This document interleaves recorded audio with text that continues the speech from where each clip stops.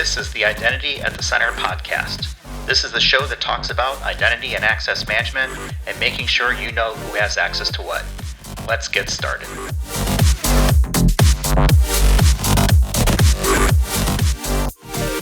Welcome to the Identity at the Center podcast. I'm Jeff, and that's Jim. Hey, Jim. Hey, Jeff. How's it going? Pretty good. Yourself? Good. I've got a confession to make. So for lunch today, I had buffalo cauliflower, and I liked it. So is that just cauliflower with like wing sauce on it, basically? Well, there was a breading shell, and it was quite wonderful. And I mean, if I ever did become a vegan, that would definitely be, I'd eat it every day for every meal. You know, we have a restaurant around here that does bang bang cauliflower, which is basically the same thing. It's like lightly breaded cauliflower with basically wing sauce on it. But I didn't have that for lunch. I had a deconstructed chicken pot pie, courtesy of my wife, and the leftovers that we had from last night, which was absolutely fantastic. Yeah. Well, my meal went to show that you if anybody's out there is vegan or planning to go vegan, you can do it in an unhealthy fashion if you'd like. Yeah, you can deep fry anything is what I've come to understand. You know, the deep fried Snickers, Oreos, deep fried green beans are really good actually. So you can make anything you want, as healthy or as unhealthy as you want. We're recording on hump day, so you have to find some way to kind of get over the hump, and that was it for me. Well, not only is it a hump day, it's, towards the end of the year. I'm planning on hitting on vacation, hopefully sometimes towards the end of next week. It's going to be our last show of the year or for the podcast itself. So, hopefully we'll leave on a good note here. I'm sure we will. We've had some great episodes throughout the year, and this will be it for us in 2020. And we'll see you guys again in 2021. But before we get too far along, because I don't think anyone wants to hear about our lunch habits and our culinary desires, why don't we talk a little bit about privilege access management? Are you cool with that? That fits into the theme of this being an IAM podcast, so sure. Oh, we try. So to help us with that conversation, we do have a guest. We've got Katie McCroskey. She's the Director of Knowledge Management and Training at Thycotic. Welcome to the show, Katie. Thank you for having me. What did you have for lunch? I had a breakfast sandwich, actually. Sausage or bacon? Bacon. American cheese, not cheddar. Oh, of course. Yeah. All right. I guess you can stick around. I can eat breakfast any time of day. So with our lunch out of the way, why don't we talk about your background, Katie, before we get into some sexy PAM talk? Maybe we can talk through what your background is in the IAM space. How did you get into IAM? Is it something that you chose, or did it choose you? IAM chose me, actually. I call it the luck of the Irish. I stumbled into it. I'm actually an MBA by trade. I applied to join a small Thycotic startup almost 12 years ago. At the time, we were actually focused on helping organizations build software. So there was an agile focus and a consulting practice. We did have Secret Server as a product and a few other products, but at that time, it was more of an ops tool. Interestingly enough, Secret Server and some of our other products were born from our own needs. And as the product capabilities matured and the organization changed, it became more and more of a focus for identity and access management. And for me, being an MBA, I joined Thycotic not knowing what a server was. So I really needed to teach myself and understand the market and all the different new tech terms and concepts I was learning and being introduced to working at a security software company. So yes, I very much stumbled into identity and access. That story is almost hard to believe because, Katie, we interacted with you on a couple of calls, and you're very technical now, very capable. And I just assumed that you were installing servers when you were like 6 years old or something. So, but interesting, when I first heard about Thycotic and found out they had a product called Secret Server, I was like, oh, that's so funny. I used to work with a product called Secret Server and it was awesome. Well, it turned out it was the same product. And, I was using it to manage Windows service accounts way back in the day. I couldn't give you an exact year, but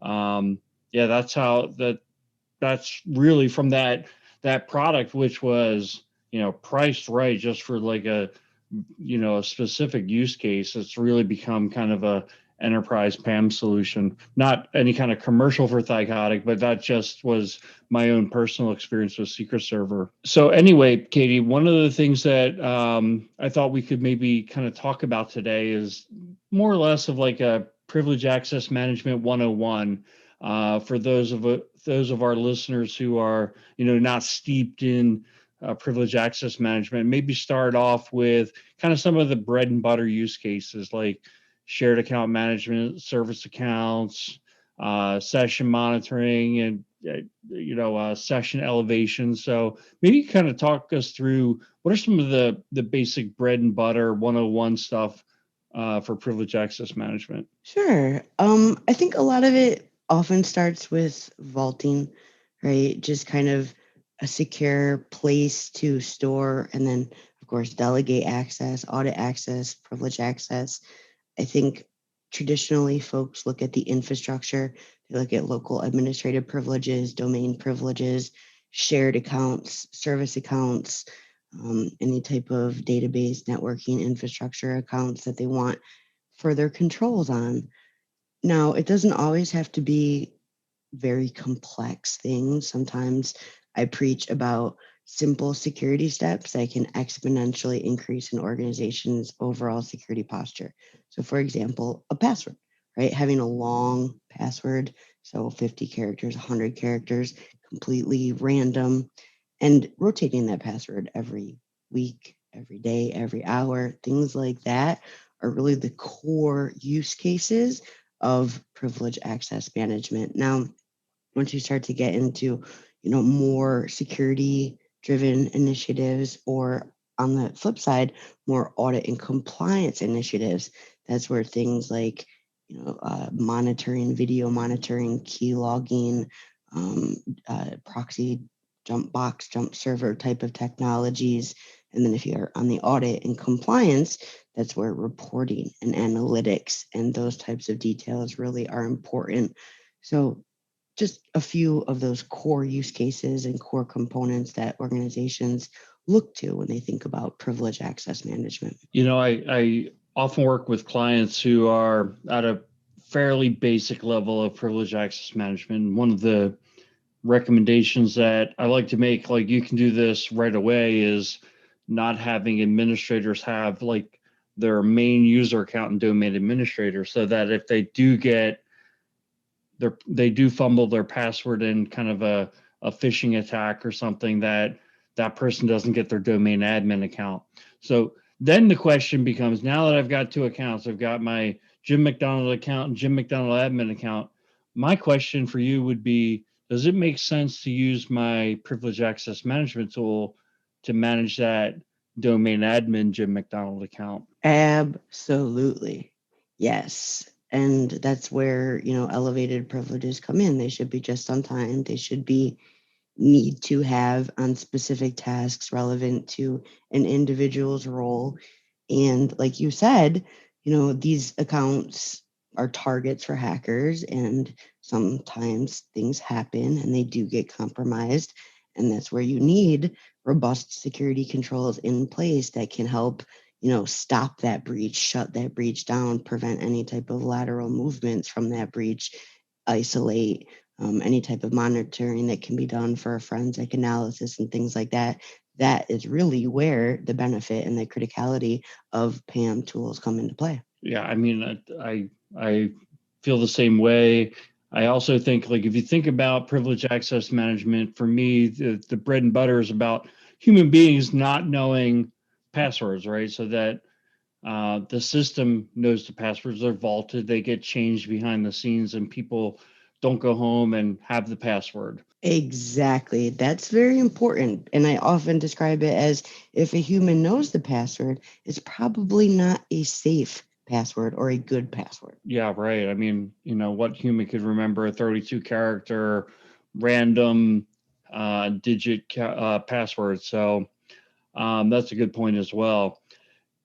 I'm thinking about some of the newer use cases that I'm seeing, obviously have come up over the past few years and what the role of privileged access management would be. And so what I'm specifically thinking about is like cloud infrastructure and platform as a service. So AWS, Microsoft Azure, things like that. I'm also thinking about DevOps and automation through bots for rolling out infrastructure, and they often have hard-coded passwords, and then IoT use cases. So I'm kind of wondering, are you seeing a lot of that as well, kind of fall into the privileged access management space? And is privileged access management the right place to kind of handle those use cases? Absolutely. I think more and more organizations are looking at different areas or different aspects of privilege and looking to, privilege access management organizations or vendors to help them solve those new challenges that are emerging with things like IoT and DevOps and the explosion of cloud adoption. I think anybody that is familiar with these AWS and Azure or whatever flavor of infrastructure as a service, you prefer, these environments have very, very granular types of permissions. And, what I often have experienced talking to organizations is it's just too much. They often don't have a good way of approaching it. It's, that idea of, too much complexity. I firmly believe in usable security and complexity being the enemy of security. If you guys are familiar with that Bruce Schneier idea. But again, I think, more and more organizations are changing how they define privilege, and it's absolutely including some of these cloud DevOps and non-human types of accounts like robotics, IoT, and other types of accounts that we see. There's so much to learn when it comes to privileged access management, and a lot of these newer use cases, you can spend, almost all your time kind of figuring out what's next and how to tackle some of these new challenges. I'm curious because you mentioned earlier that, you didn't really know what a server, was going into this, and now here you are, an expert on PAM and privileged access management, those sorts of things, right? And you're responsible for knowledge management and training with Thycotic. How do you go about, well, first of all, how did you get into that type of role? Is that something that you started off with, or was it something that you kind of accumulated as a responsibility as you went through Thycotic? It very similarly to my, experience in IAM, I stumbled into the trainer role. For years and years, I was doing different types of roles at Thycotic, whether it was sales or marketing or channel.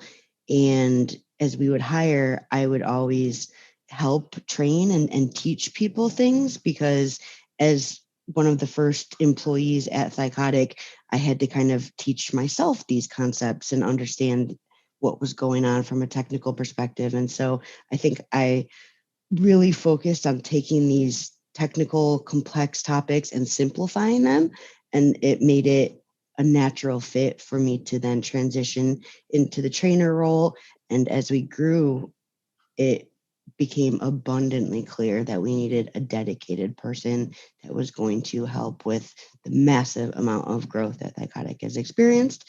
So yeah, I really just kind of fell into it. So it wouldn't be a 2020 conversation without mention of pandemic and COVID and things like that. How has the pandemic impacted the way that either you deliver or think about, training for different concepts that are out there? Prior to the pandemic, all of the training I would do, well, most of the training I would do was in person. So whether that was, in-house, our staff training, whether it was new hires or just our weekly training cadence that we pull off, it was always in person. I also would attend a lot of partner events and conferences and things like that to help educate and evangelize on privileged access management. And those days are on pause. So there's no more days of showing up in person. Everything is now done digitally. So we are very much focused on webinars and podcasts and video enablement, e-learning enablement, and just, different forms of education and training other than the live in person because, right now that's not safe, but I'm hopeful that sooner or later we will be able to reestablish in-person training, because I do see value in having that face-to-face. I think, some things are just easier to understand when you're all in a room together. And as an educator, I feel a closer connection with the students when I can see the look in their eyes and, read their facial expressions to really understand, are they comprehending what I'm saying? Or do I need to use, a different way of explaining, or, draw something on the whiteboard, or whatever the case might be. Yeah, and there's no substitute for kind of like the hallway conversations and the side stuff that kind of takes place right in between sessions and things like that. I feel the same way about that. What's been the hardest thing or challenge that you've had to overcome, kind of adapting, I should say, into this new model of remote delivery? I think scalability. I mean, everyone's online now. I'm sure everyone has experienced some sort of resource constraints, and so really just setting up our program, transferring everything we would do in person, face to face, to a digital environment, and then empowering that program to scale. That has also been a challenge. Thycotic is a global organization. Cybersecurity threats are global, so we're always thinking about our customers and partners in EMEA or in APAC or LATAM, wherever it is that we're helping folks. So I'm sure you have some pretty good stories around different training sessions maybe that you've conducted or at least been a part of. And you can feel free to protect the names of the guilty and or innocent. But do you have, what was kind of like the best training story you've got, and maybe what's one that would be, let's call it, less than ideal? So this is actually a pretty crazy story, if you're ready for this one. So I was privileged enough to deliver a training session at the U.S. Embassy in London. And I was working with a partner. We were presenting in the basement of the U.S. Embassy, and we were talking insider threat. And I was literally in the middle of my presentation, standing up, talking, showing slides, engaging with the group, and the power went out. Only we were in the basement, so there's no windows. And at first, I wasn't quite sure if it was the power that went out, or, God forbid, if it was like terrorist attack, or I didn't know what had happened at the U.S. Embassy, but I knew that all of a sudden I was presenting, and then split seconds later, I was in the dark, and we were all in the dark. And everyone just kind of froze, and no one said a thing for a few seconds. And it was probably only 3 or 4 or 5 seconds. It was very, very short. And then the power kicked back on, and we all just kind of acknowledged that we were still there, and we didn't really know what happened, and we weren't going to ask what happened, but we kind of put aside the training and just kind of talked and moved on to the coffee phase. And yeah, it was a really interesting session. So you went from privileged access management to an episode of Homeland, and then right back to it. Exactly. All in a matter of seconds. You got it. Well, that's pretty cool. I don't know if I think you're our first guest that has mentioned doing any type of training at an embassy. I think that's a pretty cool thing. We got to figure out, Jim, how we can get to, some international location and do something along those lines, because I feel got a little of a James Bond kind of theme to that. It's so DC. I feel like I've been very blessed. I've luckily been invited to lots of embassies here in DC, and of course, when I travel abroad, I usually get the invite as well. It's a DC thing, I'm telling you. Part of the Beltway, right? So if I am, part of an enterprise IAM program somewhere, and I'm running either PAM or maybe just even IAM in general as part of a program at my organization, what are some tips that I could use to develop my own either in-house training or some ideas you might have to help kind of bring along parts of my organization that maybe aren't as tech savvy when it comes to IAM or even PAM specifically? So I think, security training, and specifically identity and access management training for all levels and all shades of gray when it comes to technical capabilities is so important. And in my opinion, is a milestone of maturity within the program, because all people need to be educated on why. why you don't click the link, why you don't open the attachment, right? Why you need a long and complex password, why we're asking you to change your password every 90 days or 45 days or whatever the case might be based on the organization. And then again, as you scale up to the more complex technical use cases and audiences, again, they need to be part of the process. They need to have buy-in. And in my experience, especially, with some of the tools and capabilities that we work with, it's not um, a barrier because we're providing a lot of automation and hopefully we're taking a lot of manual processes off their plate. And once they kind of understand from a security perspective of why that's so important and why, the organization is asking them to do X, Y, or Z, people buy into it.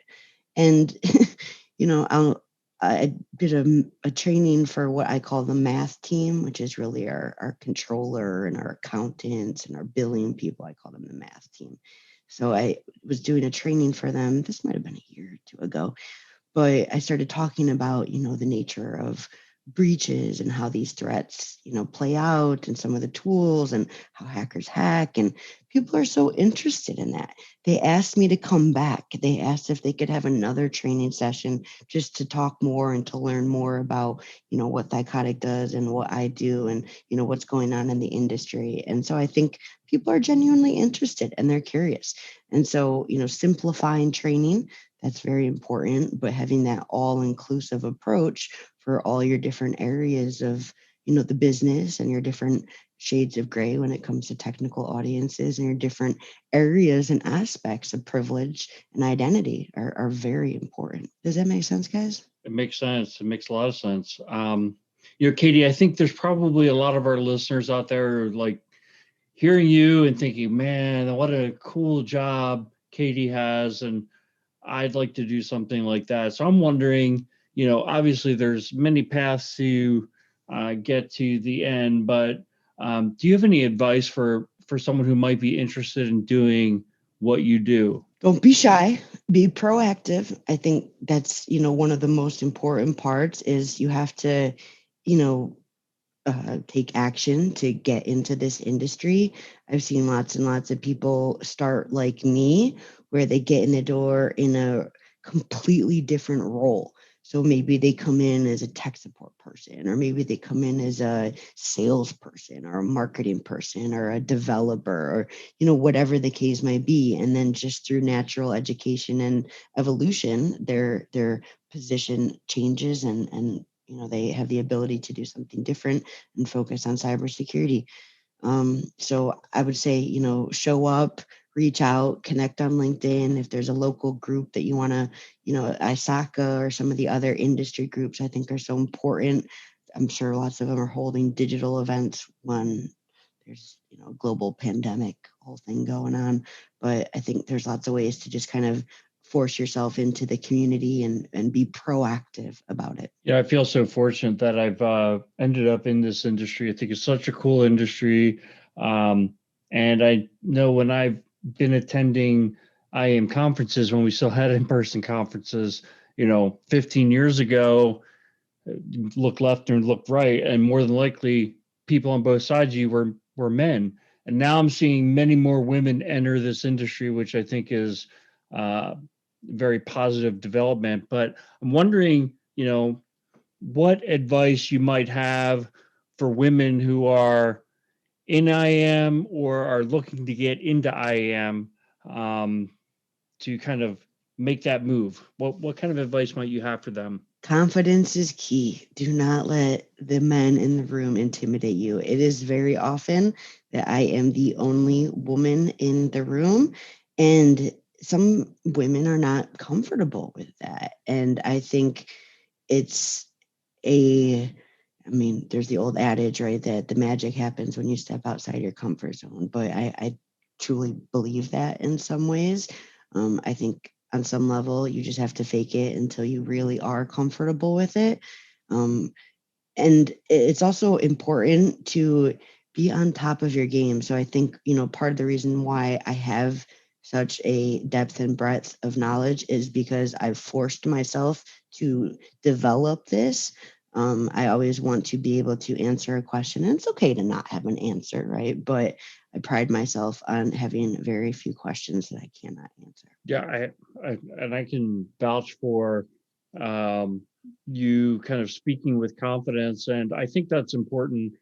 Uh, Whoever you are, like to go in there when you speak with confidence. I think that people are more likely to agree with what you say, and I always say it's like sharks can smell blood in the water. If you don't sound confident in what you have to say, whether it's true or not, people are going to think that maybe it's not true. I'm also wondering, Katie, did you have any mentors in your career, either formal mentors or just people who informally mentored you? And I'm wondering how that helped you in terms of building your career. This is a little cheesy and very personal, but my mom has always been my mentor.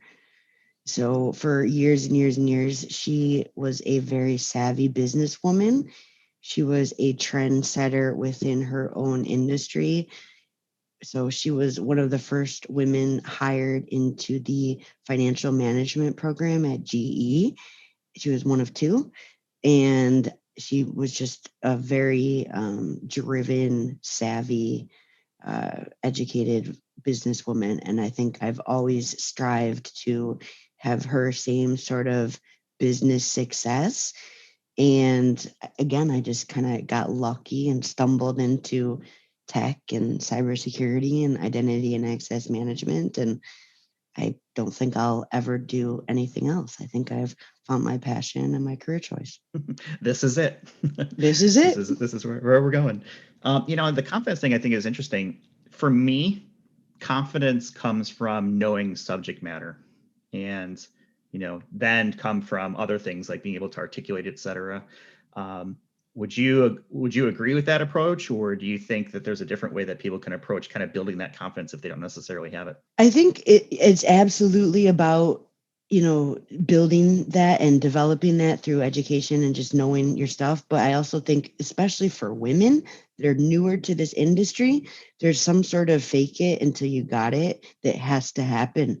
It's in most circumstances, anyways, just because of the male dominated industry that is tech and is really, cybersecurity and identity and access. Well, it's still inside secret, right? I think everybody to some degree is faking it until they make it. So I think that's good stuff. I know we're kind of getting here towards the end of the topic, but what I wanted to talk through here with you is some predictions maybe that you might have in the privileged access management space for 21. Is there anything that you think is going to be kind of something that you want to throw out there as, hey, this is coming in 2021 and folks should be aware about it, or at least be thinking about, how to approach it? I think, some of the things we've touched on during this call, and I think prediction for 2021 is that the definition of privilege access management is going to change. It's no longer going to be that traditional infrastructure sense of PAM. I think it's going to be cloud and DevOps and IoT and, all these other types of privilege and areas of privilege. And I think that is really going to be, under a magnifying glass as the pandemic, right? Because the digital transformation is forced. People are no longer in the office.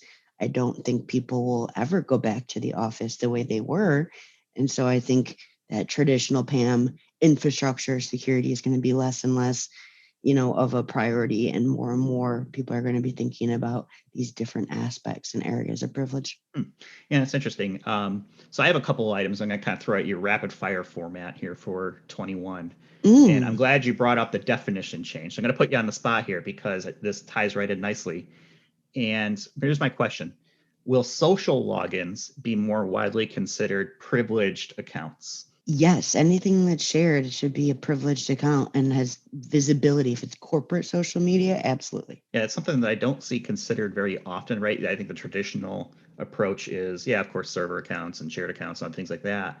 But when I ask how social logins are being managed, it's usually kind of like, I never really kind of thought about that. I kind of feel like closely related to that are accounts that maybe are managed by a group like accounting to log into their Bank of America portal or something. I'm using that as an example. But maybe 5 people in the accounting department log into a third-party web application. They kind of share that password. That's one of the probably the most dangerous passwords in the organization. HR systems, accounting systems, financial systems, even LMS systems like what I manage. There's an abundance of intellectual property in our LMS. There's so many areas of risk. It's just that in most senses of privileged access management, consultants and folks like us, we're only talking to the ops and the infrastructure and the security folks. We're not talking to the other areas of the business and helping them define and understand what risks exist there and what areas of privilege they actually have. Because I think there's a lot there, and we're going to see it more and more. Yeah, you're right. It comes down to risk, right? I mean, the risk is there. It might not be the most straightforward account to manage, but that doesn't mean that you shouldn't be doing something about it. How about vaults? I feel like those are fairly traditional at this point and almost kind of a commodity amongst the vendors in this space. Are we going to see more advanced functions being adopted? Things like session recording, application password management, DevOps integrations, for whatever it may be, things like that. Do you see more adoption of that, or do you think that there are still a lot of companies that maybe don't have the basics of privileged access management in place, and that we'll still see kind of vaulting as the first or most predominant step in 2021? I think there's a good mix of both. I do think there's a lot of organizations out there that are still using sticky notes and Excel spreadsheets and do need a vault. I think, and I could literally probably talk about this for like 10 minutes, so I will try not to go off on a tangent, but everyone needs a vault. My 100-year-old grandpa needs a vault. Children need a vault. Everyone has a password problem. Everyone has a digital identity nowadays. I mean, if you think about literally children that are logging in to their school using Chromebooks, and they have different passwords for their different school systems, and everything's digital now. All of those need to be password protected, and all of those should be unique, strong passwords that should be in a vault. So I think there's lots and lots of use for vaulting, but I also think that more and more organizations have kind of checked that checkbox, and now they're starting to realize that there are other areas of privilege they need to address because of that risk that we just mentioned. Where do you see artificial intelligence intersecting with some of the use cases that are traditionally privileged access management, like vaulting or session recording or analytics, those sorts of things? Do you see AI or machine learning taking a step forward in the PAM space? I think they have to. I think those types of technologies are going to be critical for the vendors in our space to embrace, because the adversaries and the hackers are absolutely going to embrace these technologies. And especially when it comes to like AI stuff, it's very, very scary to me for a threat that doesn't get you the first time to learn why it didn't get you and to get you the second time. And so for things like that, us as security professionals and as vendors in this space need to be aware of that, need to be thinking about that, and using those exact same tools and tricks to defend. Passwordless is something that has been the topic du jour, it seems like, for the last couple of years. And there seems to be another focus around trying to become passwordless, at least in an enterprise situation. How do you think this affects privileged access management? Can I say this? I call Yeah, bullshit. go ahead. Oh, language. Oh, I'm sorry. I call malarkey. I do not think that we are ever truly going to get to a passwordless state. And a great example is the other day I was logging into my Verizon app on my phone because I wanted to pay my Verizon bill. And the authentication method that I have set up is facial recognition on the app, and it wasn't working. So I needed the password.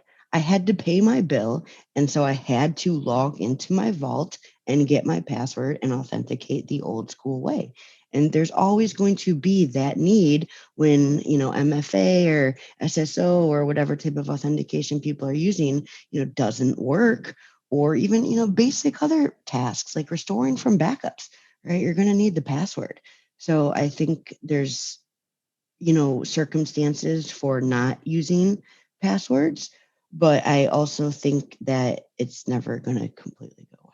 Just my 2 cents. What's the next frontier for privileged access management? I think it's what we've kind of touched on, which is this area of privilege that is expanding and evolving, these cloud assets, these different areas of privilege, IoT, non-human accounts, robotics.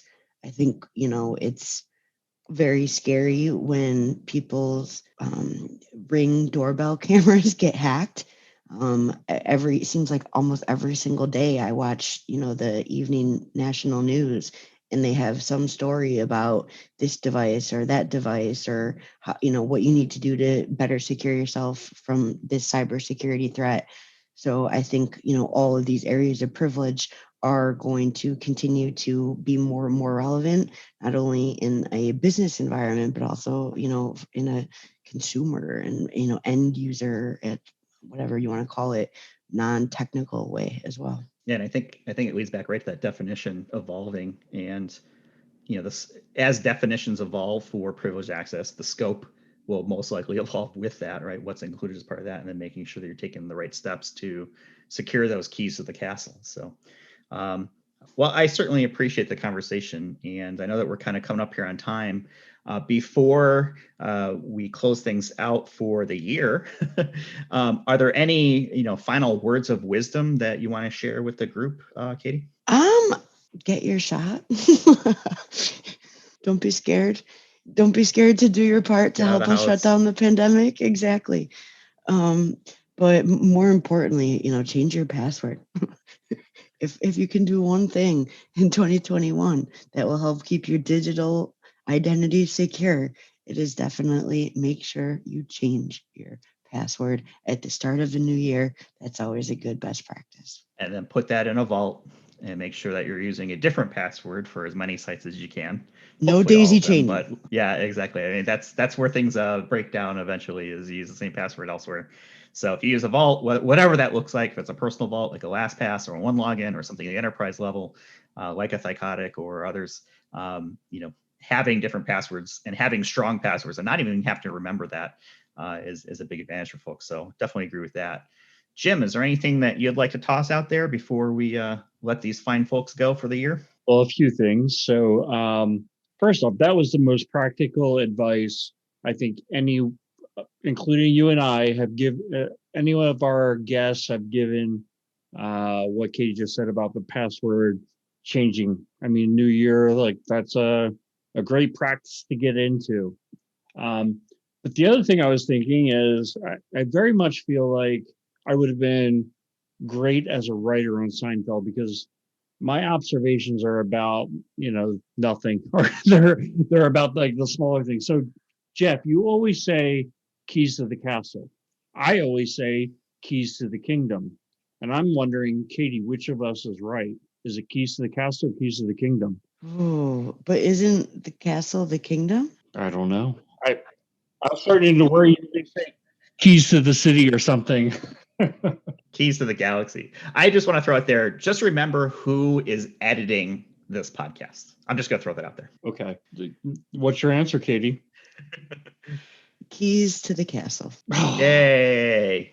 That was not peer pressure or any type of blackmail or extortion at all. For editing purposes. Jeff is right. Okay. So the last thing I just wanted to say is I hope everybody gets to have a little bit of a break here at the end of the year, comes back with their batteries recharged.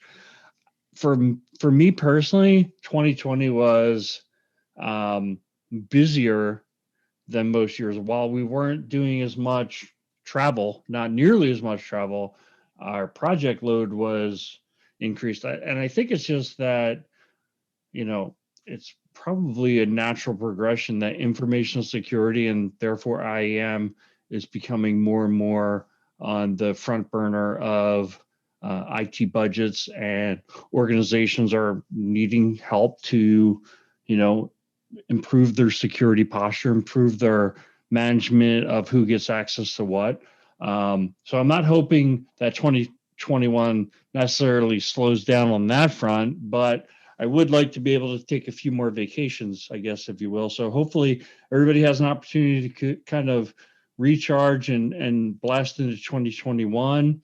And then also, constantly looking to communicate with our listeners and anybody who's following the podcast.